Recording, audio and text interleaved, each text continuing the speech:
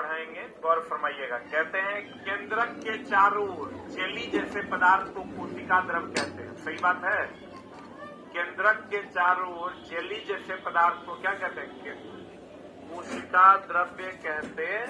ये सब तो चला पता होगा कि कोशिका भित्ति पौधों में पाया जाता है कि नहीं पाया जाता? पाया जाता है। और जंतुओं में नहीं पाया जाता, ये पता है ना। केंद्रक कहाँ नहीं पाया जाता है? केंद्रक नहीं पाया जाता है। कहाँ नहीं पाया जाता है? आरबीसी में। कहाँ और कहाँ? नील हरित शैवाल में। और कहाँ बोलेंगे? प्रोकैरियोटिक कोशिका में। किसमें चला? प्रोकैरियोटिक कोशिका में। प्रोकैरियोटिक यूकैरियोटिक जानते हो ना? प्रोकैरियोटिक मतलब विकसित की अविकसित। प्रोकैरियोटिक कोशिका में किसमें चला? प्रोकैरियोटिक कोशिका में केंद्रक नहीं पाया जाता। आरबीसी में केंद्रक नहीं पाया जाता। नील हरित शैवाल में भी केंद्रक नहीं पाया जाता है। तो बड़ा करो, उधर घुमा दो।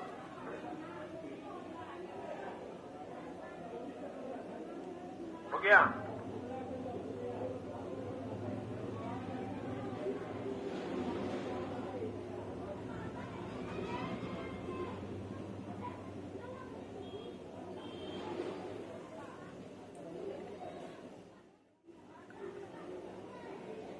अरे हुआ। अगले पॉइंट की ओर चलते हैं। कहते हैं जल एवं खनिज वाहिकाओं द्वारा पत्ती तक पहुंचता है। पिछला कभी कभी वाहिका दे देता है, कभी कभी वाहनिका दे देता है। और ये दोनों ऑप्शन तुमको मिलेगा, दोनों में कंफ्यूज कर जाओगे। एनसीईआरटी का डायरेक्ट वन लाइनर है। कहता है जल एवं खनिज, तो तुम सब जानता है कि जल जाइलम के द्वारा जाता है। खनिज किसके द्वारा? फ्लोएम के द्वारा। कौन नहीं जानता है जग में? सब जानता है। लेकिन आप ये जानिए जल एवं खनिज वाहिकाओं द्वारा पत्ती तक पहुंचता है। वो जो जाइलम और फ्लोएम है उसको वाहिका कहते हैं, वाहनिका नहीं कहते। क्या कहते हैं उसको? क्या कहते हैं उसको? जैसे पौधों में वाष्पोत्सर्जन होता है, वाष्पीकरण नहीं होता है। क्लियर है? वैसे ही जल एवं खनिज वाहिकाओं द्वारा, किसके द्वारा? वाहिकाओं द्वारा पत्ती तक पहुंचता है। जल एवं खनिज वाहिकाओं के द्वारा कहां तक पहुंचता है? वाहिका की वाहनिका? वाहिका ना, वाहिका किसके द्वारा? जल एवं खनिज वाहिकाओं द्वारा पत्तियों तक पहुंचता है। अब देखो पत्तियों में पाया जाने वाला पदार्थ कौन? क्लोरोफिल या मैग्नीशियम में से कोई एक देगा। या तो क्लोरोफिल देगा ऑप्शन में, या तो क्या देगा? मैग्नीशियम। तथा पौधों में नाइट्रोजन नाइट्रेट के रूप में जीवाणु की मदद से उपयोग किया जाता है। क्वेश्चन पूछता है कि पौधों में जो नाइट्रोजन हम लोग उपयोग करते हैं किस रूप में उपयोग करते हैं? Nitrogen dioxide, nitrite. जब ऑप्शन देगा, चला अभी तो बड़ा आसान लगता है। ऑप्शन में तुमको दे देगा नाइट्राइट, और दूसरा ऑप्शन देगा नाइट्रेट। एक ऑप्शन देगा नाइट्राइट, एक ऑप्शन देगा नाइट्रेट। तो यहां तुम कंफ्यूज कर जाओगे। तो याद रखना नाइट्रोजन किसमें बदलता है? नाइट्रेट में। नाइट्रोजन किसमें बदलता है? पौधों में नाइट्रोजन नाइट्रेट में बदलता है। किसमें बदलता है? अब वाष्पीकरण होता है कि वाष्पोत्सर्जन? वाष्पोत्सर्जन। वाहिका की वाहनिका? बोलते सब चला। जितना डाउट फाउट है ना, कचरा फचरा, वो सब साफ हो जाएगा। जब क्वेश्चन आता है तो देगा क्वेश्चन, बताइए पौधों में नाइट्रोजन किस रूप में उपयोग किया जाता है? तब पौधों में नाइट्रोजन नाइट्रेट के रूप में उपयोग करते हैं। किसके रूप में? नाइट्रेट के रूप में जीवाणु की मदद से उपयोग करते हैं। किसकी मदद से? किसकी मदद से? अब यहाँ देखो, नाइट्रोजन का स्थिरीकरण कहते हैं इसको। क्या कहते हैं इसको? हम नाइट्रोजन का स्थिरीकरण दो प्रकार का होता है। एक होता है मिट्टी में कहाँ होता है? मिट्टी में एजेटोबैक्टर के द्वारा, और एक होता है दलहनी पौधों की गांठ में राइजोबियम के द्वारा। ये जो अगर हम कहें इसको, अगर अलग लाइन हम कहें तो नाइट्रोजन का स्थिरीकरण दो प्रकार का, नाइट्रोजन का स्थिरीकरण कितने प्रकार का? नाइट्रोजन का स्थिरीकरण चला दो प्रकार का, एक है एजेटोबैक्टर के द्वारा, एजेटोबैक्टर के द्वारा, और दूसरा किसके द्वारा? एजेटोबैक्टर के द्वारा, और दूसरा किसके द्वारा? राइजोबियम के द्वारा। इसके द्वारा होता है दलहनी पौधों की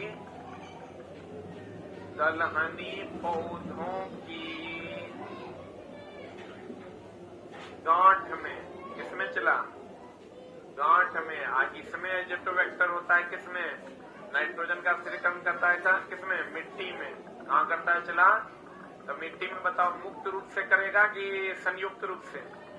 ये मुक्त रूप से नाइट्रोजन का स्थिरीकरण करता है। एजेटोबैक्टर राइजोबियम दोनों नाइट्रोजन का स्थिरीकरण करता है। एक चला कहाँ पर? मिट्टी में, और दूसरा कहाँ पर? दलहनी पौधों के गांठ में। एजेटोबैक्टर कहाँ पर? मिट्टी में मुक्त रूप से, और राइजोबियम दलहनी पौधों की गांठ में। सही की गलत? नाइट्रोजन का स्थिरीकरण जो हम लोग करते हैं तो नाइट्रोजन किसमें बदल जाता है? नाइट्रेट में कि नाइट्राइट में? नाइट्रेट में। किसमें? वाहिका की वाहिनिका, वाष्पोत्सर्जन की वाष्पीकरण। समझ में आ रहा है? तो बता, यहाँ कह रहा है एजेटोबैक्टर मिट्टी में मुक्त रूप से, राइजोबियम दलहनी पौधों की गांठ में। जल्दी लिखना है दूल्हा, एक घंटा लिखता है। अभी यही है, मिट्टी डाल रहा है। हाथ नहीं चलने का रीजन है चला, मोबाइल ज्यादा चलता है, हाथ कम चलना है। हो गया? आगे बढ़े। अब देखो, कहता कीट भक्षी पौधा, कौन पौधा चला? पीनस फ्लाई ट्रैप तथा सेंट्रियू घटपर्णी नाम से जाना जाता है। इसको चला घटपर्णी का नाम सुने हो ना? कीट भक्षी पादप जो होता है चला, कीट का भक्षण करता है, और उससे किसकी प्राप्ति करता है? नाइट्रोजन की प्राप्ति करता है। क्वेश्चन कहेगा कि बताइए, ये जो कीट भक्षी पौधा है कहाँ जन्म लेता है? जहाँ नाइट्रोजन की कमी होती है। तो नाइट्रोजन की कमी हो गया, चला वृद्धि के लिए नाइट्रोजन अनिवार्य है। वृद्धि के लिए क्या अनिवार्य है? वृद्धि के लिए नाइट्रोजन अनिवार्य है। कैसे नाइट्रोजन कैसे प्राप्त करेगा? कीट का भक्षण करता है और उससे नाइट्रोजन की क्या करता है? प्राप्ति करता है। और उसमें वीनस फ्लाई ट्रैप तथा सेंट्रियू घटपर्णी के नाम से जाना जाता है। अब सीधे समझिए, घटपर्णी पौधा हुआ पौधा है जो क्या करता है? कीटों का भक्षण करता है। किसका भक्षण करता है? कीटों का भक्षण करके नाइट्रोजन की प्राप्ति करता है, और यह वहां पैदा होता है जहां नाइट्रोजन की क्या होती है? कमी। क्लियर है? बुलंदे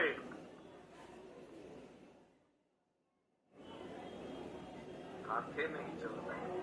इतनी बढ़िया वाला पन्ना लेकर लिखो यार। अच्छा, रफ ऐसे कर रहे, लगता है डॉक्टर है।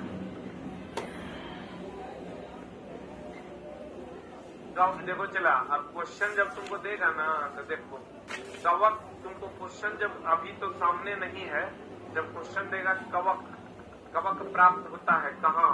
एक दे देगा नमी, दूसरा दे देगा उष्ण, कुछ दे देगा नमी और उष्ण, कुछ दे देगा नमी और शुष्क। इस टाइप के क्वेश्चन देंगे तो तुम हमेशा ध्यान रखना, कवक में नमी का रहना तो अनिवार्य है। किसका रहना अनिवार्य है? तुम देखना उष्ण और शुष्क में अंतर है। उष्ण का मतलब होता है चला, जो अंदर से किसी पदार्थ से जो गर्मी निकलती है उसे उष्ण कहते हैं, और बाहरी वातावरण से जो गर्मी आती है उसको शुष्क कहते हैं। जैसे अभी जो मौसम है ये शुष्क है। कैसा है? कभी पुआल वगैरह गर्म कर दो, कुर्सी रख दो, और उसके अंदर जो गर्मी रहता है उसको कहते हैं उष्ण। क्या कहते हैं? तो कवक जो जनरेट करता है, नमी तो रहबे करेगा, साथ में क्या रहेगा? उष्ण रहेगा कि शुष्क रहेगा? गर्मी को चला क्या कर देगा ना, ऑप्शन दे देगा कवक उत्पन्न होता है। एक ऑप्शन दे देगा नम और उष्ण, नम और उष्ण, एगो दे देगा नम और शुष्क। एक में हो जाए तो कंफ्यूजन। तो कवक उत्पन्न होता है नम और उष्ण। उष्ण का मतलब जो किसी पदार्थ से गर्मी आती है तो उसको उष्ण कहते हैं। अब बाहर से गर्मी आती है उसको शुष्क कहते हैं। लेकिन एग्जाम हॉल में शुष्क उष्ण हो जाएगा, उष्ण हो जाएगा, उष्ण शुष्ण हो जाएगा, पता नहीं चलेगा, उष्ण उष्ण हो जाएगा। देखो चला, अगर शुष्क की बात करें, किसकी बात करें, शुष्क का मतलब हुआ वातावरण की गर्मी, वातावरण की गर्मी। और अगर उष्ण की बात करोगे तो किसी पदार्थ की गर्मी। एगो बात बताओ, रुक न रे, किसी पदार्थ की गर्मी। हमको एगो बात बताओ, तुम देखना पुआल वगैरह के ढेर पे कवक जनरेट होता है, किसी पदार्थ के सड़ने से कवक जनरेट होता है कि गर्मी से कवक होता है? गर्मी से कवक होता है। इसका मतलब नमी तो होवे करेगा कवक के जनरेशन में, उष्ण होगा कि शुष्क होगा? क्योंकि यह किसी पदार्थ की गर्मी है। किसकी गर्मी है? जल्दी से लिख लो। जिला एनसीईआरटी में बल का एसआई मात्रक न्यूटनो है, वो हम तुरंत नहीं दिए हैं। एनसीईआरटी में विद्युत धारा का एसआई मात्रक एम्पियरो है, उत्तरा हम नहीं दिए हैं। ये मानते हैं कि उत्तरा आता है, ठीक ना। 20 से 30% फैक्ट्स जो होंगे, कुछ चीज है जो तुम जानता है, कुछ बहुत सारी चीजें हैं जो तुम नहीं जानता है, इसलिए उसको बढ़िया से देख लो। उसमें चला कवक का दाद खाद खुजली दिनाई एक्जिमा कवक से होता है, ये तू ऑलरेडी जानता, तू नहीं है। अगर कहीं होगा तो उसके बदले हम तुमको अच्छा वाला चीज पढ़ा देंगे। 10-20 लाइन 50 लाइन को अगर छोड़ दिया जाए तो आपको जितना कंफ्यूजन वाला मामला है ना, बहुत सारे कंफ्यूजन की चीजें दिखाई देंगी। शुष्क की उष्ण, शुष्क की उष्ण, क्लियर है ना। अब देखो चला, जटिल खाद्य पदार्थ को सरल पदार्थ में परिवर्तित, ये वो चीज हमेशा ध्यान रखना। कभी कभी देता है परिवर्तित करना और कभी कभी देता है टूटना। जैसे जटिल खाद्य पदार्थ, जैसे तुम मटन रेड मीट खाते हो, वो जटिल खाद्य पदार्थ है। कौन खाद्य पदार्थ है? उसको जो जटिल खाद्य पदार्थ है उसको सरल पदार्थ में परिवर्तित करना या टूटना, दोनों बातें हैं। परिवर्तित करना भी और क्या करना भी, टूटना भी। विखंडन यह प्रक्रम क्या कहलाता है? पाचन कहलाता है। बोलो हाँ। जटिल पदार्थ का हम जो भोजन करते हैं उसको सरल पदार्थ में परिवर्तित करना या टूटना क्या कहलाता है? पाचन कहलाता है। और पित्त का वसा का पाइसीकरण कौन करता है? पित्त। तो पाइसीकरण करना मतलब वहां परिवर्तित करना नहीं है, वहां टूटना है। एक क्वेश्चन था, वसा का पाइसीकरण अर्थात परिवर्तन की टूटना। वसा का पाइसीकरण मतलब टूटना और पचना मतलब परिवर्तन भी और टूटना भी। मजाक मजाक में चला गलती हो जाता है, वाष्पोत्सर्जन और वाष्पीकरण। अभी तुमको संघनन हम लोग पढ़ते हैं, वाष्प को द्रव में बदलना। एक ऑप्शन देगा गैस को द्रव में बदलना, दोनों सही है, लेकिन अगर दोनों में से कोई एक चुनना होगा तो वाष्प को द्रव में बदलना। बोलन रे, हम चला वो एरिया को हिट नहीं करेंगे। अगर वैसा कोई लाइन होगा तो आगे बढ़ जाएंगे, लेकिन तुमको हर वो लाइन बता देंगे जहां तू फंस जाएगा। और ये टोटल का टोटल जब एनसीईआरटी तुम पढ़ोगे ना तो लाइन से मिलेगा। एक चीज हमेशा ध्यान रखना, परिवर्तन, परिवर्तन और टूटना। टूटना ही क्या कहलाता है? पाचन। लेकिन अगर टूटना कह दे खाली, पाइसीकरण मतलब क्या? पाइसीकरण मतलब पाइसीकरण, पाइसीकरण बोले तो क्या होना? टूटना। अब पाइसीकरण किसके द्वारा होता है? पित्त के द्वारा। अब पित्त जमा कहाँ होता है? पित्ताशय में। और निकलता कहाँ? यकृत से। पित्त की अगर हम बात करें तो जमा होता है पित्ताशय में,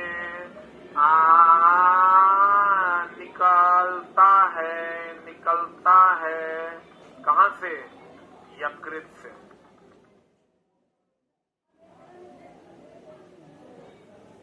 हो गया?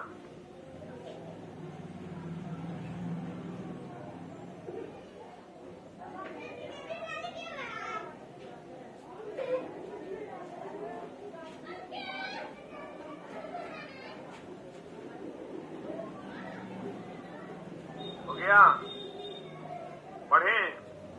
पित्त जमा पित्ताशय में, निकलता कहां से है? यकृत से। बढ़े,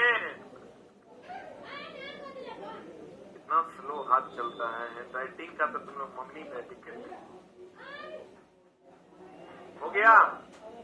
and the next one is Madhu. अब देखो चला, एक होता है हमिंग बर्ड का नाम सुना है ना? हम लोग क्या कहते हैं कि मधुमक्खी जो है वो मकरंद से अपना भोजन प्राप्त करता है। मकरंद कहाँ होता है? फूल में। कहाँ होता है? फूल में मकरंद पाया जाता है, उससे मधुमक्खी अपना भोजन प्राप्त करता है। लेकिन तुम नया डेटा सुनो, हमिंग बर्ड जो होता है, जिसको तुम गुंजन पक्षी के नाम से जानते हो, वो भी मकरंद से ही भोजन प्राप्त करता है। अर्थात मधुमक्खी और हमिंग बर्ड यानी गुंजन पक्षी जो कहां से भोजन प्राप्त करता है? कहां से प्राप्त करता है? मकरंद से अपना भोजन प्राप्त करता है। मकरंद कहां मिलता है? कहां मिलता है? फूल में।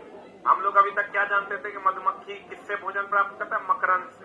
ये भी एनसीईआरटी में। लेकिन अब आप जानिए कि मधुमक्खी जो है हमिंग बर्ड से, हमिंग बर्ड भी जो है वो मकरंद से ही अपना भोजन प्राप्त करता है, जिसको हम लोग कुंजन पक्षी के नाम से जानते हैं। तो ये डेटा आप अपने में ऐड कर लीजिए कि मधुमक्खी एवं कुंजन पक्षी, कौन पक्षी?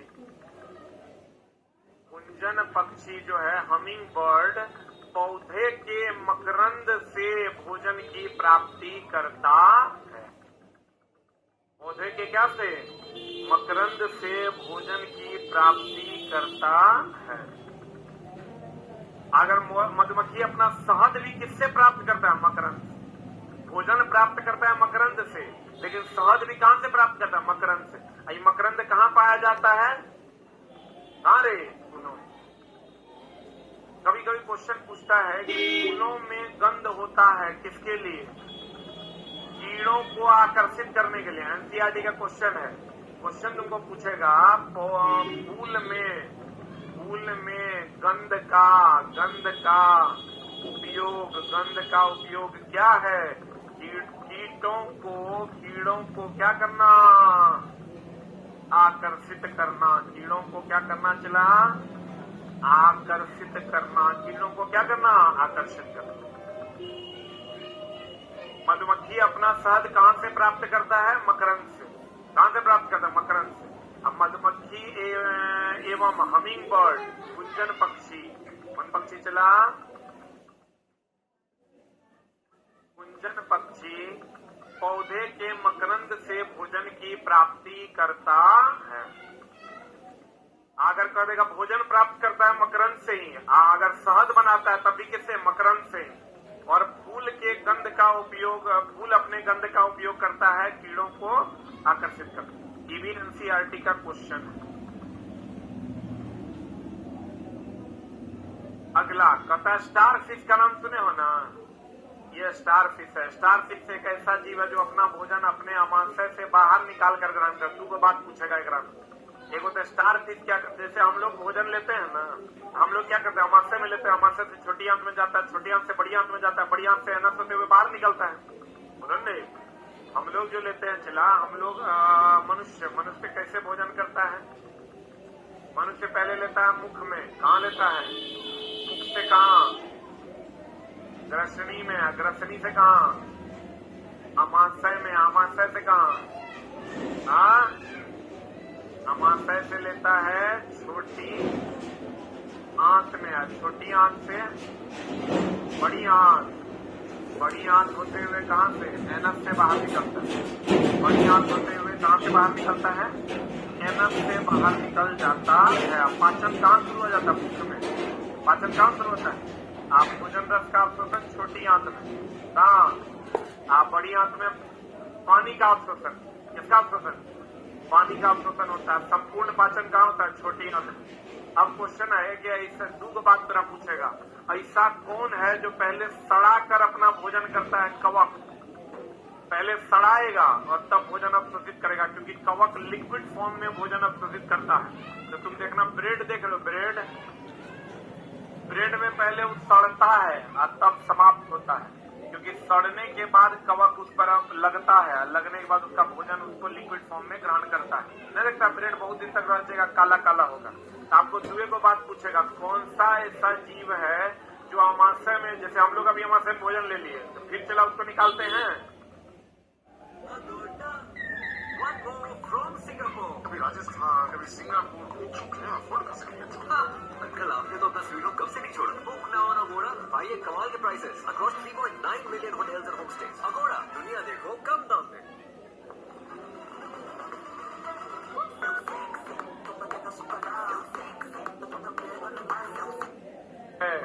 और तब ग्रहण करता है, और तब ग्रहण करता, तब क्या करता है? ग्रहण करता है।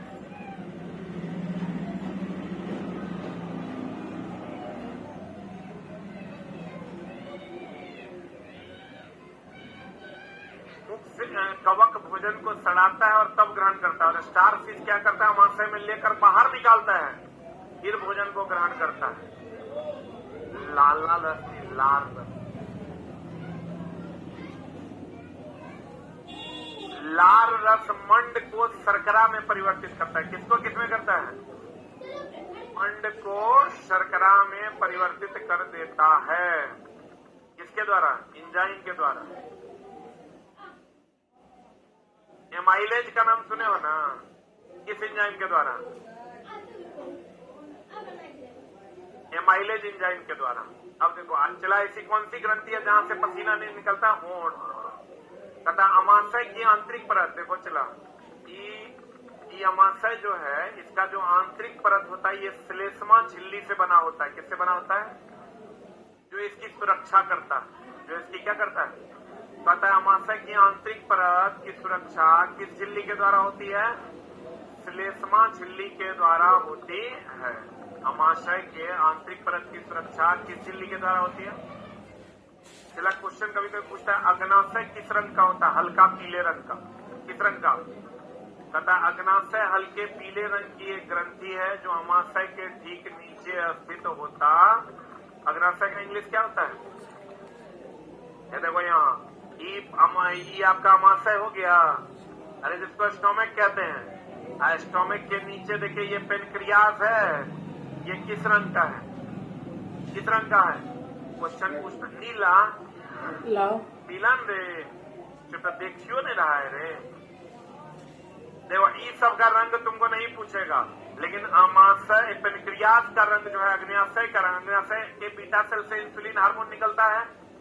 तुमको क्वेश्चन पूछेगा, देखो ये अमाशय के ठीक नीचे होता है, छोटी आंत बड़ी आंत के ऊपर होता है। बोलेगा नहीं करें।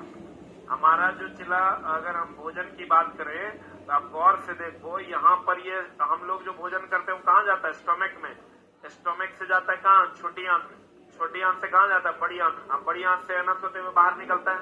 ये अमाशय के नीचे और छोटी बड़ी आंत के ऊपर, यही बीच में पीले रंग का जो होता है उसी को हम पेनक्रियास या क्या कहते हैं? अग्नाशय। आपको क्वेश्चन पूछेगा अग्नाशय का रंग कैसा होता है? पीला। और ये तो सबको पता है अग्नाशय के बीटा सेल से इंसुलिन का स्रवण होता। अग्नाशय के बीटा सेल से इंसुलिन का स्रवण होता। बताओ ये अमाशय के ठीक नीचे है। स्टोमक बोले तो अमाशय, अमाशय के ठीक नीचे पाया जाता। अब बताओ कभी कभी प्रोस्टेट ग्लैंड के बारे में पूछता है। प्रोस्टेट ग्लैंड का नाम सुना है? कहाँ पाया जाता है? कहाँ पाया जाता है? प्रोस्टेट ग्लैंड मेल में पाया जाता है और टेस्टिस के ऊपर पाया जाता है। बोलेंगे अब प्रोस्टेट ग्लैंड का काम है स्पर्म को क्या करना? सफेद करना। क्या करना? सफेद करना। कहता है प्रथम बार ब्यूमॉन्ड ने देखा कि अमाशय भोजन का क्या कर रहा है? मंथन कर रहा था। प्रथम बार किसने देखा था? ब्यूमॉन्ड। ये सब क्वेश्चन जब चला आएगा ना तो लड़का कहेगा आउट ऑफ सिलेबस पूछा। आउट ऑफ सिलेबस नहीं, एनसीईआरटी का लाइन है। एनसीईआरटी का चला डायरेक्ट लाइन है कि प्रथम बार ब्यूमॉन्ड ने देखा कि अमाशय भोजन का क्या कर रहा है? मंथन कर। ये पिछले बार एलडीसी में पूछा, ये किसी किताब में मिला नहीं, हमको लगता है लुसेन में नहीं है। ये क्वेश्चन चला पूछ लिया था कि प्रथम बार ब्यूमॉन्ड ने देखा कि अमाशय भोजन का क्या कर रहा है? मंथन कर। किसने देखा था? अमाशय भोजन का क्या कर रहा है? मंथन। ये तो सब जानता है। चला यहाँ जो हम देते हैं, अमाशय में कौन एसिड पाया जाता है? अमाशय में पाया जाता है HCl। ये हमेशा ध्यान रखिएगा। चला HCl का काम है भोजन को तोड़ देना। क्या करना, जब तोड़ेंगे तो यहाँ मंथन होगा ना, तब ना छोटी आंत में जाएगा। हम जैसे रसगुल्ला खाते हो, रसगुल्ले चल जाए सीधे छोटी आंत में फंस जाएगा। अरे कभी बकरी का छोटी आंत देखे हो, वो पतला पतला पाइप टाइप का नहीं रहता है रे। आप समझो कि डायरेक्ट इसीलिए बड़ा बनाया जाता है कि रसगुल्ला, मटन, चिकन सब यहाँ आएगा, और यहाँ जो हाइड्रोक्लोरिक एसिड है वो इसको क्या कर देगा, मथेगा। क्या करेगा, मथेगा मतलब तोड़ेगा, अर्थात परिवर्तित करेगा। तोड़ेगा या परिवर्तित करेगा, तब ये जाएगा कहां पर, छोटी आंत में। अब तब उसके जरूरी रसों को क्या कर लिया जाएगा, विल्ली के द्वारा अवशोषित कर लिया जाएगा। तब वहां से जाएगा वो बड़ी आंत में, बड़ी आंत में उसका पानी अवशोषित करके और सूखा सूखा फिर निकाल देगा। कहते हैं ये बात पहली बार किसने देखा था, ब्यूमॉन्ट ने। किसने देखा था, ब्यूमॉन्ट ने देखा था कि अमाशय भोजन का क्या कर रहा है, मंथन कर रहा है। ये जो सीधा हम ग्रसनी से अमाशय में लाते हैं, ये भोजन का क्या करता है, मंथन करता है। कभी कभी ये क्वेश्चन और पूछता है, एनसीईआरटी का ही है, जो हम लोग भोजन करते हैं वो मांसपेशियों के संकुचन के कारण हमारे अंदर तक जा पाता है। किसके कारण, संकुचन के कारण। कहता है क्षुद्रांत, क्षुद्रांत मतलब छोटी आंत। ये देखो यही है चला क्षुद्रांत, छोटी आंत की। छोटी आंत में ये देखो नली जैसी संरचना, उंगली जैसी संरचना। ये जो उंगली जैसी संरचना, इसी को विल्ली कहते हैं। क्या कहते हैं इसको, ये चला एक पाइप है, ये जो देख रहे हो ना, ये एक पाइप है, ये छोटी आंत का पाइप है। अच्छा चला, बकरी उकरी कभी छोड़ो रहने, बहुत लोग शाकाहारी लोग हैं, नहीं छोड़ा, इस तरह देखने का जरूरत है, पढ़ लो काम हो जाएगा। कहते हैं बहुत लोग तो करने लगते हैं। ये जो चला छोटी आंत है, इसमें ये बिल्ली जैसी जो संरचना तुम देख रहे हो, इसको बिल्ली कहते हैं। क्या कहते हैं इसको, ये भोजन रस का अवशोषण करता है। किसका अवशोषण करता है, और ये छोटी आंत में पाया जाता है। इस बार का सबसे हाईलाइटेड क्वेश्चन था बिल्ली। इस बार रेलवे का सबसे हाईलाइटेड क्वेश्चन क्या था, बिल्ली। बिल्ली और एल्वियोली दो महाभिव्यायी था। कहते हैं क्षुद्रांत यानी छोटी आंत की आंतरिक भित्ति में उंगली के समान संरचना होती है। क्या होती है ये, जिससे पचित भोजन का अवशोषण होता है। पचित भोजन का, पचित हो जाता है, टूट तो जाता है अमाशय में, पचित भोजन का अवशोषण होता है। इसे दीर्घरोम, रसांकुर अथवा विल्ली भी कहते हैं। अब चला थोड़ा ऑप्शन में, विल्ली इंग्लिश वर्ड है, दीर्घरोम भी इसको कहते हैं, और इसको क्या कहते हैं, रसांकुर भी कहते हैं। तो चला हम लोग पढ़ते हैं विल्ली। अब ये जानिए आप किसको क्या कहते हैं, रसांकुर, या इसको हम लोग दीर्घरोम भी कहते हैं। इसी का इंग्लिश वर्ड है विल्ली। इंग्लिश वर्ड क्या है, विल्ली। तो कहते हैं उंगली जैसी जो संरचना उसको दीर्घरोम कहते हैं, या उसको रसांकुर कहते हैं, या उसको क्या कहते हैं, विल्ली कहते हैं। दीर्घरोम, रसांकुर, विल्ली, दीर्घरोम, रसांकुर, विल्ली, दीर्घरोम, रसांकुर, विल्ली, दीर्घरोम, रसांकुर, विल्ली, दीर्घरोम, रसांकुर, विल्ली। इसका काम क्या है, भोजन रस को अवशोषित करना। इसका काम क्या है, चला भोजन रस को अवशोषित करना। क्लियर है। अवशोषित पदार्थ का स्थानांतरण किसके द्वारा होता है, रुधिर वाहिकाओं से। जो विल्ली अवशोषित करता है उसका स्थानांतरण किसके द्वारा होता है, रुधिर वाहिकाओं, वाहिकाओं के द्वारा, वाहनिकाओं के द्वारा, वाहिकाओं के द्वारा। अवशोषित पदार्थ को जटिल पदार्थ में चेंज होना क्या कहलाता है, स्वांगीकरण कहलाता है। क्या कहलाता है, चला अवशोषित पदार्थ को जटिल पदार्थ में बदलना स्वांगीकरण कहलाता है। शाकाहारी के अमाशय में रुमेन होता है। क्या होता है, चला जो 4 चैम्बर में बटा होता है, यह भोजन का प्राथमिक संग्राहक होता है। जैसे चला हमने कहा छोटी आंत में क्या होता है, विल्ली, जो भोजन रस का क्या करता है, अवशोषण। वैसे ही शाकाहारी के अमाशय में किसमें क्या पाया जाता है, रुमेन, जो कितने 4 चैम्बर में बटा होता है, जो 4 चैम्बर में बटा होता है, यही है चला रुमेन, जो 4 चैम्बर में बटा होता है, जो प्राथमिक संग्रह करता है। अच्छा चला एक बात बताओ, तो कोई भी क्वेश्चन पूछेगा कि भोजन का प्राथमिक संग्रह कौन करता है, अमाशय। भोजन का प्राथमिक संग्रह कौन करता है, अमाशय। लेकिन अगर कह देगा कि शाकाहारी के अमाशय में, अगर अमाशय नहीं रहेगा तो अमाशय का ही भाग है रुमेन, अमाशय का ही भाग क्या है? रुमेन। तो हम कहेंगे कि भोजन का प्राथमिक संग्रह कौन करता है? रुमेन। अंतिम उत्सर्जन कौन करता है? परियान। कौन? समझ में आ रहा है? लिख लो, भोजन का प्राथमिक संग्रह अमाशय, या ब्रैकेट में लिख लो क्या? रुमेन करता है।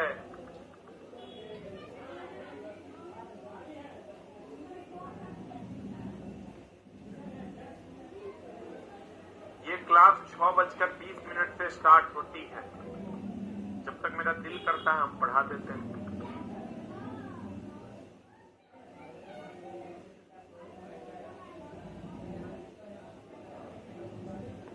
हो गया?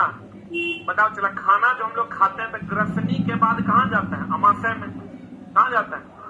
अमाशय में जाता है। तो अमाशय में ही एक भाग कौन है? रुमेन।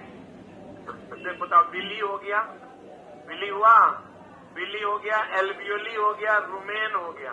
बिली होता है छोटी आंत में, एल्वियोली होता है फेफड़ा में, और रुमेन होता है अमाशय में। रुमेन कहाँ होता है? अमाशय। अमीबा जलाशय में पाया जाने वाला, बताओ, ये कोशिकीय जीव है कि दुई कोशिकीय? आज बताओ तो, अमीबा यूकैरियोटिक है कि प्रोकैरियोटिक? अमीबा यूकैरियोटिक है। अमीबा क्या है? यूकैरियोटिक मतलब विकसित की अविकसित? विकसित। अमीबा जो है ये यूकैरियोटिक है। क्या है चला? यूकैरियोटिक है। अमीबा क्या है? यूकैरियोटिक है।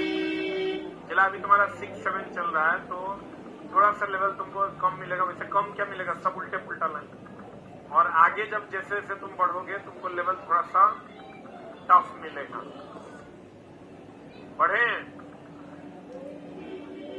अब जो अमीबा के चलने वाले पदार्थ कृत्रिम पाँव कहलाते हैं। कौन पाँव कहलाते हैं? और अमीबा अपना भोजन खाद्य धानी के द्वारा अंतर ग्रहण करता। किसके द्वारा? कार्बोहाइड्रेट का पाचन कहां से होता है? क्लियर है ना? कि जब लाइन चला डायरेक्ट एनसीईआरटी में आपको पता होगा, कार्बोहाइड्रेट का पाचन सीधा कहां शुरू होता है? मुख से। कहां से? आप मुख में कौन सा एंजाइम पाया जाता है? टाइलिन और एमाइलेज। लिख लो, मुख में जो एंजाइम है वो है टाइलिन, और कौन चला? एमाइलेज।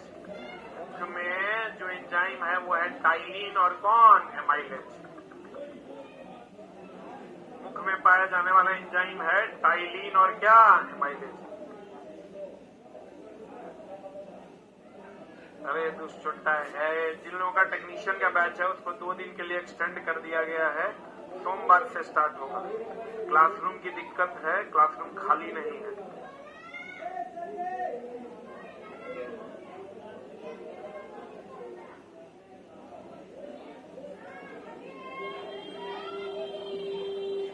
हो गया? अगला कहता है प्रोटीन का पाचन कहां शुरू होता है? अमाशय से। वसा का पाचन छोटी आंत से।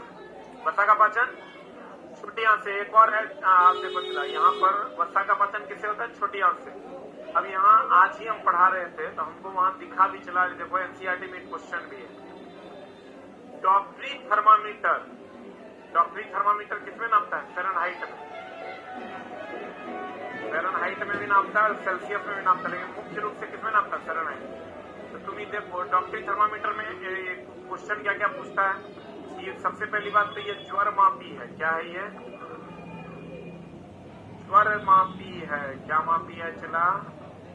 ज्वर मापी है। दूसरा, इस पे लाल निशान जो होता है, वो निशान लाल निशान होता है 37 डिग्री सी या 98.6 डिग्री फ़ारेनहाइट। पुनः इसका अब चला, इतना तो तुम जानता होगा। लाल निशान का होता है। रेंज पूछता है। क्या पूछता है चला? रेंज यानी परास। परास मतलब प्राथमिक और अंतिम। तो तुम गौर से देखो कि 35 डिग्री सी से लेके 42 डिग्री सी और 94 डिग्री फ़ारेनहाइट से लेके 108 डिग्री तक किसी किताब में नहीं, इवन मेरे किताब में भी नहीं। लेकिन हम अब तो ये 7 सालाइन अपने किताब में ऐड करने वाले हैं। अब मेरे किताब में ये आ जाएगा। अगर तुमको डिग्री सी में देखो, ये तो पता है ना मनुष्य के शरीर का सामान्य ताप कितना डिग्री सी है? 37 डिग्री। कितना डिग्री सी है? या 98.6 डिग्री फ़ारेनहाइट। लेकिन इसका मिनिमम रेंज कहां से स्टार्ट होता? 35 से। अब मैक्सिमम 42 डिग्री सी। अब फ़ारेनहाइट में कहोगे 94 से लेकर 108। और आप इन डिग्री सी अगर कहोगे तो 35 डिग्री सी से लेकर कहां तक? 42 डिग्री सी। और अगर फ़ारेनहाइट में कहोगे तो ये हो जाएगा 94 डिग्री फ़ारेनहाइट, 108 डिग्री फ़ारेनहाइट। ठीक है, आज भी हम पढ़ाए हैं, हमको लगता है 11 से 12 या कोनो बैच। 35 से 42, 94 से 108। अब चला जब ये क्वेश्चन पूछ देगा तो फिर ही चल जाएगा आउट ऑफ सिलेबस।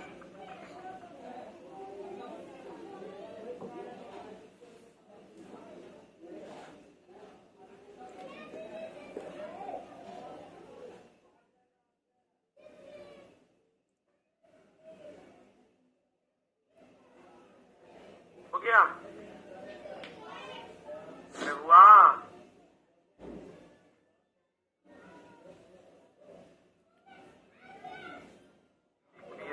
टीचर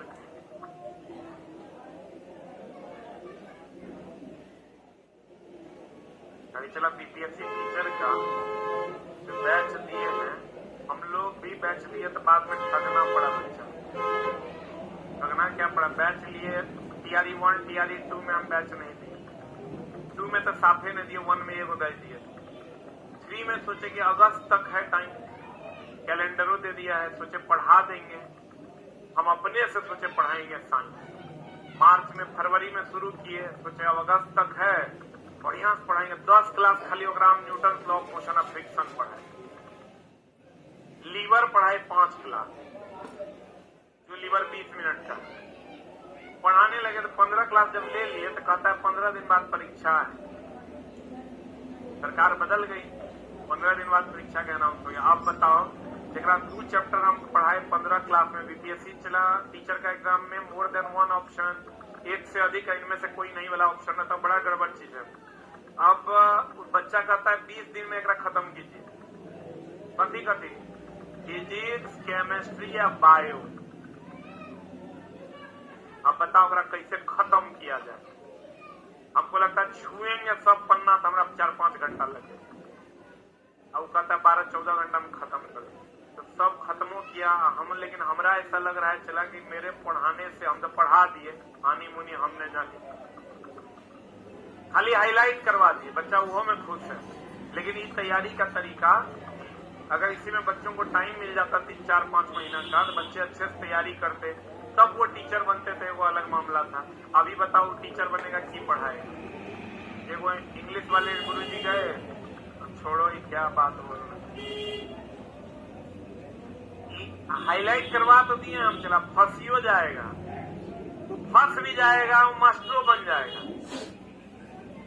अब वो जाके एग्जाम हॉल में है, वहां स्कूल में जाकर हाईलाइटें न करवाएगा। जैसे हम ओकरा नहीं पढ़ाए, ईमानदारी से बता रहे नहीं पढ़ाए, लेकिन मेरा चूंकि 10 साल का एक्सपीरियंस है साइंस का, हमरा तो पता है कि कहां कहां से बोर्ड क्वेश्चन पूछेगा। 80% क्वेश्चन वहां से आ जाएगा। हम हाईलाइट करवा दिए, होगा समझाए ना, डायरेक्ट लिखाए भैया मंदर पिटुओ, मंदर पिटुओ, मंदर पिटुओ, मंदर पिटुओ। अब कहना है रिएक्टर, कहना है कि मारेगा मंदर पिटुओ। अब वो जब मास्टर बनेगा तो की करेगा? मंदक डिटुओ, मंदक डिटुओ, मंदक डिटुओ। ये चला, ये बहुत बड़ा समस्या है। और हम एकदम, हमको अंदर से पहली बार हमारे जीवन में अगर सबसे ज्यादा हमको अंदर से ग्लानि महसूस हुआ तो टीआरई 3.0 का बैच है। लेकिन उसमें मेरी कोई गलती नहीं है, लेकिन चला कभी भी रात में उठते हैं तो हमको याद आता है कि हम बच्चा से पैसा लिए और उसको पढ़ाए। हम अंदर से ग्लानि महसूस, सब बच्चा को बोले, मैं जो भी बच्चा मेरे पास पढ़ा है, तुम फिर से टीआरई 4.0 के लिए वही फीस में पढ़ लो, उतने फीस। अरे उनकी फीस भी बहुत ज्यादा नहीं, 3100 टका लिए। 5100 में तो हम साइंस पढ़ाते हैं अकेले, 3100 में ओवरऑल पेपर दिया, जिसमें चंद्रा सर का जीएस था, रीजनिंग था, मैथ था। तो कहने का मतलब ये हुआ कि सही टीचर बनाने के लिए आपको 1 साल उस टीचर को ट्रेंड करना होगा। तुम लोग सीख रहा है, चला कितना मेहनत लग रहा है, नहीं लग रहा है? एक आपसे बताओ, सब बच्चा जानता है 37 डिग्री से 37 डिग्री से 37 डिग्री से। अब क्वेश्चन कहेगा तुमको बताओ का रेंज क्या है? 35 से 42 तक, 94 से 108, सही है ना? कहीं कहीं पर 98.6 भी देता है, कहीं कहीं 98.4 भी देता है। इसका ध्यान रखना। तुम कहोगे दोनों दे दिया, तब नहीं देगा, कोई एक को देगा। या तो 98.6 डिग्री फ़ारेनहाइट देगा, ये मनुष्य के शरीर का सामान्य तापमान भी है, और यहीं पर लाल निशान भी लगा हुआ होता। ये वो चीज हमेशा ध्यान रखना, जब भी थर्मामीटर से नापना हो तो वर्टिकल स्टेज में नापना, सुला के। लोग बैठल लगा लेता है, जबकि थर्मामीटर लगाने का तरीका है, थर्मामीटर खड़े अवस्था में होना चाहिए। तो क्वेश्चन आएगा थर्मामीटर, वही पहेली, पूछो को लगा दी थर्मामीटर। आप कहेगा बताओ थर्मामीटर बैठा के लगाना चाहिए कि सुला के? थर्मामीटर की सही माप के लिए कैसा रखा जाता है? ऊर्ध्वाधर। कैसा रखा जाता है? चला, ऊर्ध्वाधर रहेगा तब न चढ़ेगा, आई ऐसा रहेगा तो चढ़ेगा कैसे? क्योंकि इसका ग्रेविटेशनल फोर्स तो नीचे की तरफ लगेगा, चढ़ने नहीं देगा। जब भी थर्मामीटर का उपयोग करें कैसे? खड़े अवस्था में। अब देखो मेरे किताब में ही जाओगे तो मेरे किताब में हम लिख दिए मनुष्य के शरीर का सामान्य तापमान 37 डिग्री सी है, जिसका फ़ारेनहाइट में 98.6 डिग्री फ़ारेनहाइट है। अब हम अपने किताब में ये ऐड करेंगे, थर्मामीटर की सही माप किस अवस्था में रखी जाएगी? ऊर्ध्वाधर में रखा जाएगा। उसका रेंज क्या होगा? 35 से 42 या 94 से 108। ये ऑलरेडी किताब में है। अब देखो वह प्रक्रम, देखो एक बात तो थोड़ा पता होगा चला, एक होता है ये क्वेश्चन ना बड़ा अटपट तरीके से देता है। जब क्वेश्चन बनाओगे तो पता चलेगा। अणुओं के संगठन के कारण, अणुओं का संगठन का मतलब होता है आणविक गति। वर्ड बदल देगा, हमला गड़बड़ा देगा। एक होता है ऊष्मा संचरण की विधि है, गौर फरमाइएगा, ऊष्मा संचरण की विधि है। कौन कौन? चालन, हम दुए को पर बात करते हैं, वो चालन पर है, वो संवहन पर। विकिरण तो सब जानता है, सूर्य की ऊष्मा का पृथ्वी तक पहुंचना, बोलवे नहीं करेगा। तो चालन की अगर हम बात करें, किसकी बात करें? चला, चालन, ऊष्मा संचरण की दो विधि है, वो चालन संवहन है, तीसरा भी है विकिरण। चालन हो गया चला लोहा का गर्म करना। किसका गर्म करना?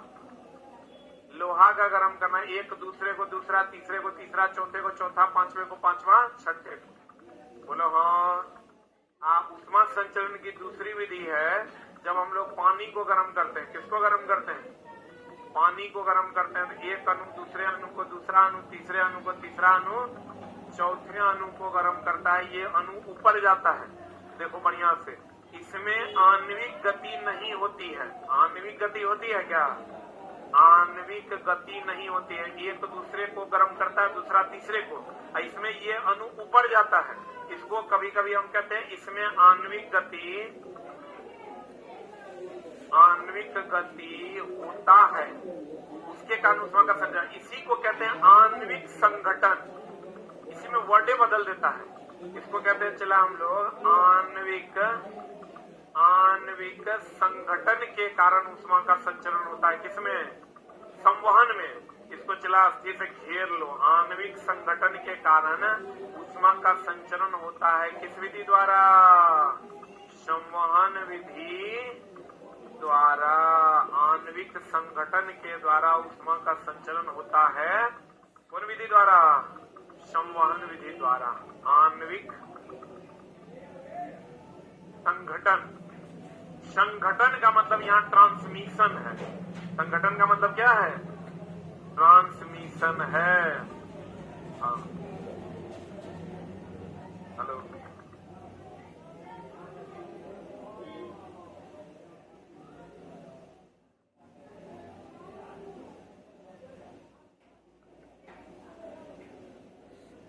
हाँ हाँ,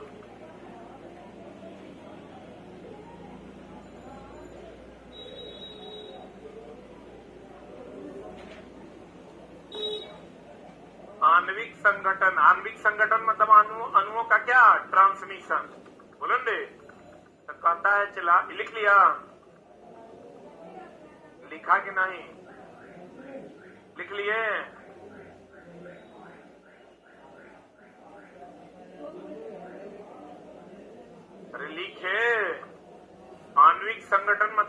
का क्या?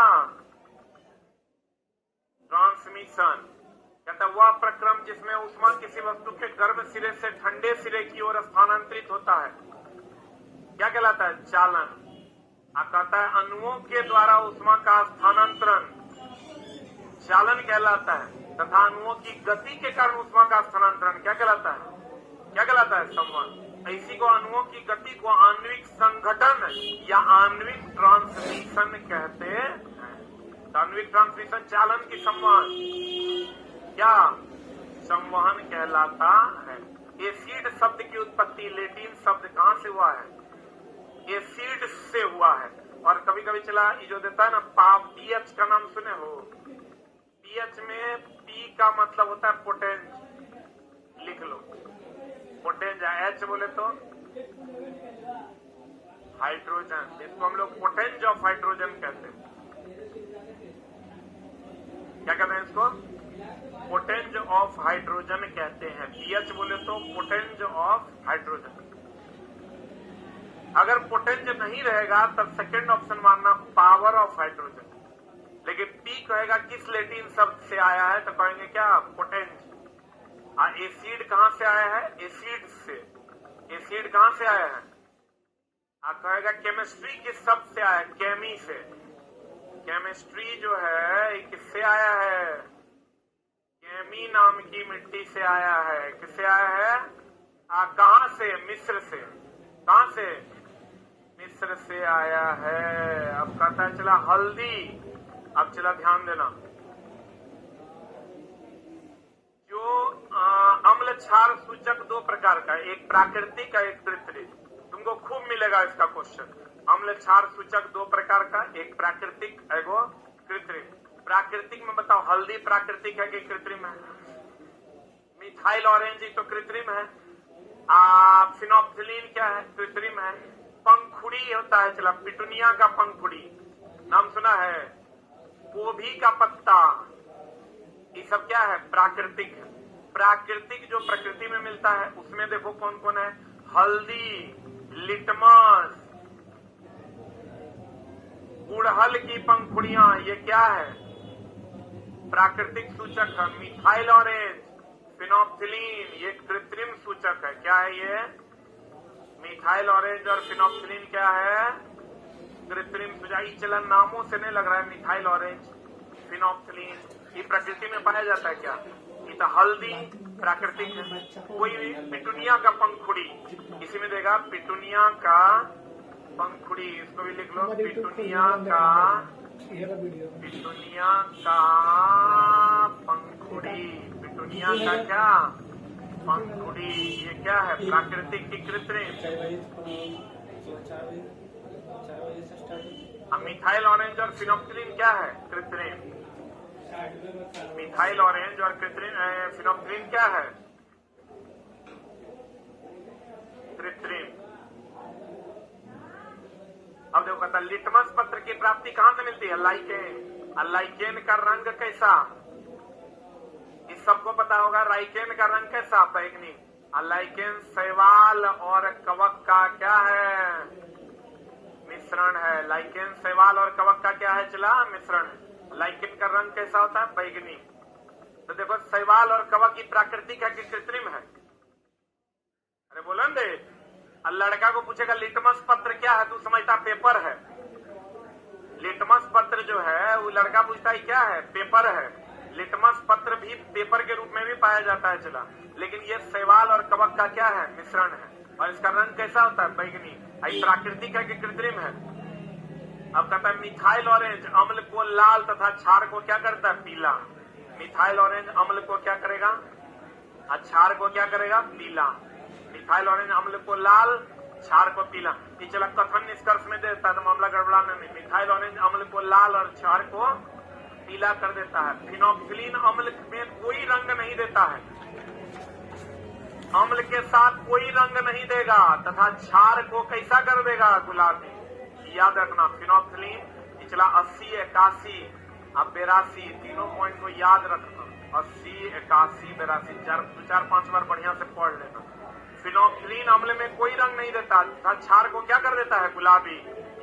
फिनोक्सिलीन अम्ल में कोई रंग देता है, लेकिन क्षार को क्या करता है? गुलाबी।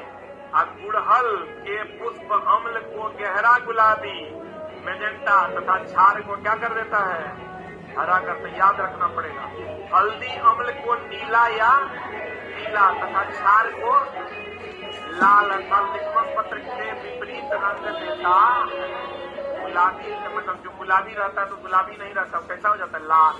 याद रखना चला। अम्ल के साथ कैसा देगा? नीला या पीला। क्षार के साथ कैसा देगा? लाल। ये तो चला क्वेश्चन तुमको पता होगा कि जब अम्ल क्षार से अभिक्रिया करेगा तो क्या बना देगा? लवण। अब प्लस क्या बना देगा? जल। तो चला ये तो सब जानता है, ये उदासीनीकरण अभिक्रिया है। वो नहीं जाना था, सब जाना था कि अम्ल क्षार से अभिक्रिया करेगा, लवण और जल बनाएगा। ये भी तुम याद रखो कि अम्ल में कुछ भी मिला दीजिएगा तो ये ऊष्मा देगा, अर्थात ऊष्माक्षेपी अभिक्रिया। ध्यान देना, अम्ल में आप कुछ भी मिला दीजिएगा तो क्या है? क्या है ये? अम्ल में क्षार मिलाइएगा, लवण और जल देगा। एक मिनट, अम्ल में पानी मिला दो, अम्ल में क्षार मिला दो, कुछ भी मिला दोगे तो ये गर्मी देगा। नहीं तो एसिड चला गर्म देता है कि ठंडा हो जाता है? तो गर्मी देता है ना, तो गर्मी देता है। अभी तक हम लोग क्या पढ़े थे? अम्ल जल से अभिक्रिया करेगा तो ऊष्मा देगा। बोलेंगे अम्ल जल से अभिक्रिया करेगा ऊष्मा देगा, तो ऊष्मा छेपी की सोची छेपी ना। और अम्ल कुछ भी से अभिक्रिया करेगा तो आज से जान लो, अम्ल किसी भी चीज से अभिक्रिया करेगा तो ऊष्मा देगा, और ऊष्मा देगा तो ऊष्मा छेपी है। अर्थात उदासीनीकरण अभिक्रिया जो होगा वो क्या है? ऊष्मा छेपी। उदासीनीकरण अभिक्रिया क्या है? ऊष्मा छेपी अभिक्रिया का एक उदाहरण है।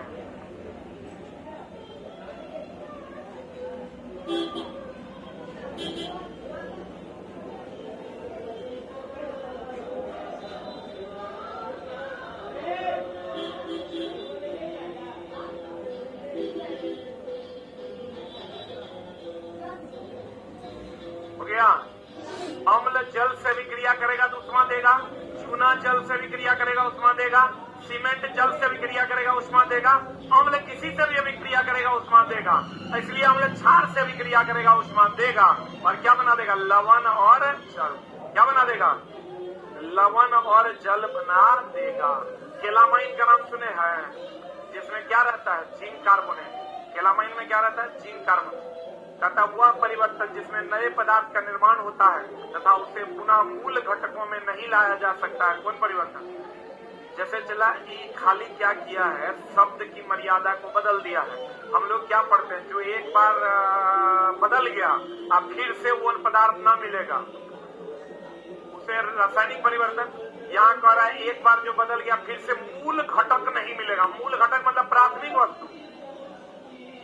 लाइन वही है, खाली पूछने का अंदाज बदल गया कि ये परिवर्तन जिसमें नए पदार्थ का निर्माण होता है तथा उसे मूल घटक यानी पुराने पदार्थ में नहीं लाया जा सकता। कौन परिवर्तन? रासायनिक परिवर्तन। ये सबको पता होगा। तो नए पदार्थ मतलब हो गया प्रोडक्ट, अब मूल पदार्थ मतलब हो गया रिएक्टेंट। जैसे अगर H2O2 से अभिक्रिया करेगा, अगर H2O2 से अभिक्रिया करेगा तो बना देगा क्या? H2O। तो ई हो गया चला क्या? मूल पदार्थ। ये क्या हो गया चला? ये हो गया मूल पदार्थ। क्या हो गया? ये मूल पदार्थ।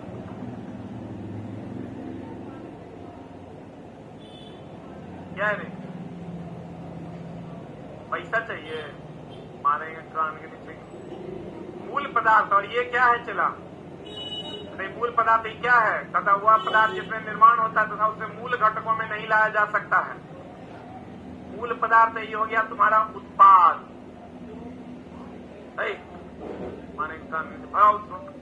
पिछली बार पैसा वो छोटा सा सोल्यूशन पीता, जल्दी भाग आगे मारे कान नीचे। पिछला बार इसको हम 500 एक दिन देखे, वहां बैठ के जो क्या चाट रहा था, बोला सोल्यूशन ही सब पीता है। ये बताओ कितना छोटा बच्चा है। ये चला कौन पदार्थ है? मूल पदार्थ। आई क्या है? उत्पाद। तो बताओ जल्दी से आंसर। वह परिवर्तन जिसमें नए पदार्थ का निर्माण होता है तथा उसे पुनः मूल घटक में नहीं लाया जा सकता। उत्पाद को हम लोग नए पदार्थ कह सकते हैं। उत्पाद को हम लोग क्या कहते हैं? नए पदार्थ। इसको क्या कहते हैं? मूल पदार्थ। हम लोग कहते हैं वह परिवर्तन जिसमें परिवर्तन होने के बाद फिर से ना मिले। तो आप कहेंगे वह परिवर्तन जिसमें मूल पदार्थ परिवर्तित होकर नए पदार्थ बनते हैं और नए पदार्थ फिर से मूल पदार्थ न बने, ऐसे परिवर्तन को रासायनिक परिवर्तन कहते हैं। और यही भौतिक परिवर्तन में कहेंगे वैसा परिवर्तन जिसमें मूल पदार्थ नए पदार्थ में परिवर्तित होता है और नया पदार्थ फिर मूल पदार्थ बन जाता है। यह परिवर्तन कौन परिवर्तन कहलाता है? भौतिक परिवर्तन कहलाता है। सही कि गलत? जंग लगना हम लोग कहते हैं ऑक्सीजन और जल की उपस्थिति में। अब लेकिन जानिए जलवाष्प की भी उपस्थिति में। बोलेंगे जंग लगना ऑक्सीजन प्लस जल अर्थात जलवाष्प। तो जलवाष्प का मतलब ऑक्सीजन प्लस जल हो गया रे चला। बोलेंगे ऑक्सीजन प्लस जल अर्थात जलवाष्प दोनों की आवश्यकता होती है। जलवाष्प का मतलब लिख लो ऑक्सीजन प्लस क्या? जल। अच्छा बताओ चला समुद्र के पानी में ज्यादा जंग लगेगा कौन? आयल छोटा लवण युक्त जंग लगने के प्रक्रम की दर को क्या करता है? बढ़ा देता है। अच्छा हमको एक बात बताओ एकदम सिंपल सा। हम लोग नहीं कहते नमक डाल दो हड्डियों गल जाएगा। तो नमक जो होता है क्षारीय होता है और क्षार होता है तो वो तेजी से अभिक्रिया करता है। लवण युक्त पानी में अगर तुम डालोगे तो जंग लगने के प्रक्रम की दर को क्या कर देगा? बढ़ा देगा। तो जल्दी जल्दी जंग लगेगा कि धीरे धीरे? लवण युक्त जल में जंग लगने के प्रक्रम की दर क्या होती है? अधिक होती है। किसके कारण? लवण के कारण। किसके कारण? लवण के कारण। इसका मतलब लवण लोहा से जल्दी अभिक्रिया करेगा। लवण लोहा से जल्दी अभिक्रिया करेगा। जंग लगेगा ऑक्सीजन और किसकी उपस्थिति? जल। लेकिन आप जानिए जल के जगह पर कभी कभी क्या दे देगा? जलवाष्प दे देगा। तो चला यहाँ से हम लोग बात करेंगे अगली कक्षा में। यहाँ तक क्लियर है? बोलेंगे पौधों अपने जगह पे रहेगा। पौधों में जंग लगना, पौधों में वाष्पीकरण की वाष्पोत्सर्जन, पक्का ना? बोलेंगे केचुआ किससे चलता है? आज जंग लगेगा ऑक्सीजन जल की जलवाष्प भी रहेगा तो चलेगा? चलेगा। अब बचना परिवर्तन है कि टूटना है? बचना क्या है? परिवर्तन की टूटना? बचना चला परिवर्तन है कि टूटना की दोनों? अब पित्त के द्वारा वसा का क्या होता है? पाइसीकरण। अब पाइसीकरण मतलब टूटना। पाइसीकरण मतलब क्लियर है? बोलेंगे मिलते हैं हम लोग कल की कक्षा में। थोड़ा थोड़ा स्पीड बढ़ा रहे हैं। Thank you very much.